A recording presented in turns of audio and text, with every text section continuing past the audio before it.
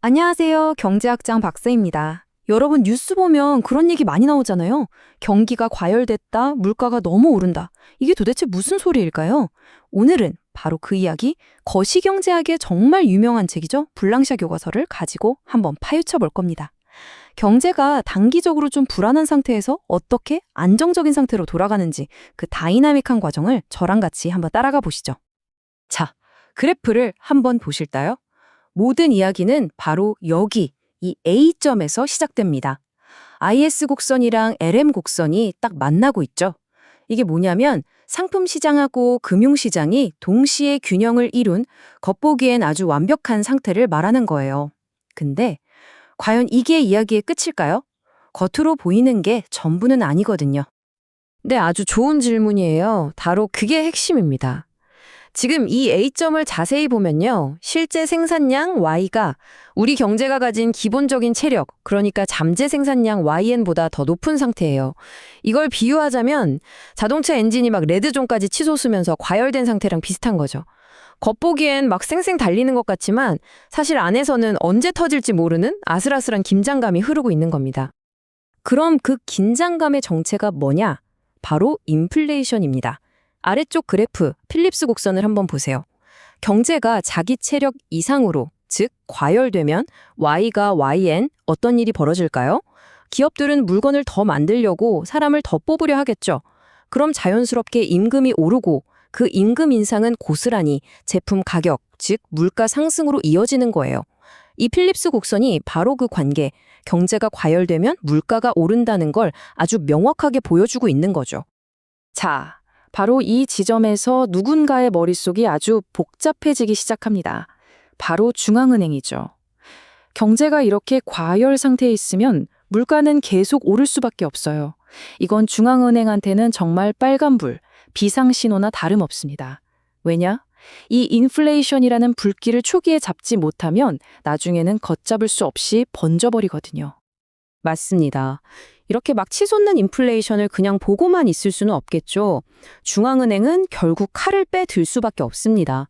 이 뜨겁게 달아오른 경제에 찬물을 확 끼얹어서 식혀야만 하는 거죠.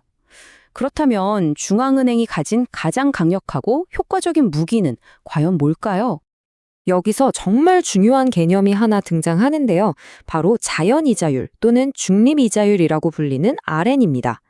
이게 뭐냐면요. 경제가 너무 뜨겁지도 또 너무 차갑지도 않게 딱 적당한 온도로 안정적으로 굴러가게 만드는 말 그대로 마법의 금리 같은 거예요. 우리가 흔히 말하는 골디락스 상태, 바로 그 상태를 만들어주는 이상적인 금리 수준이죠. 중앙은행이 최종적으로 도달해야 할 목표 지점이 바로 여기입니다. 그러니까 중앙은행의 전략은 이제 아주 명확해졌습니다. 현재의 정책금리 R을 저 이상적인 자연이자율 RN 수준까지 끌어올리는 거죠. 왜요?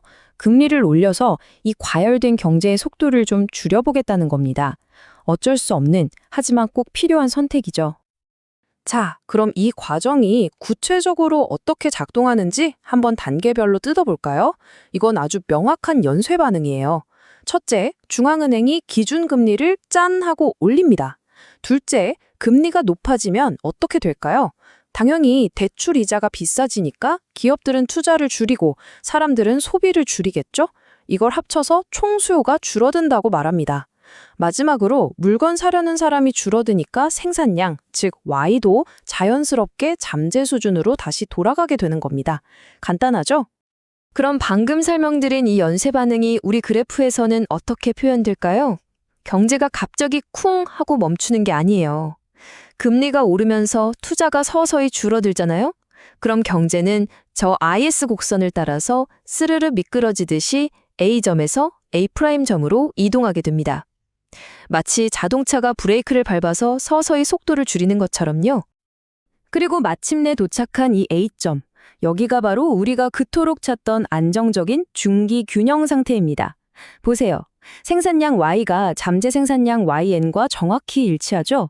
더 이상 경제가 과열될 이유도, 그래서 인플레이션이 발생할 압력도 사라진 아주 평온한 상태에 도달한 겁니다.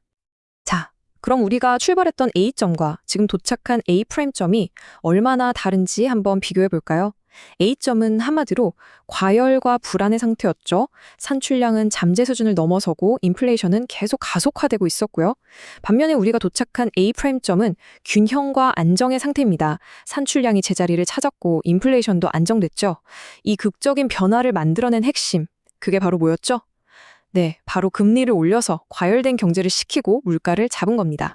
자, 그럼 오늘 우리가 함께 떠났던 여정을 한번 깔끔하게 정리해 볼까요? 첫째, 문제가 뭐였죠?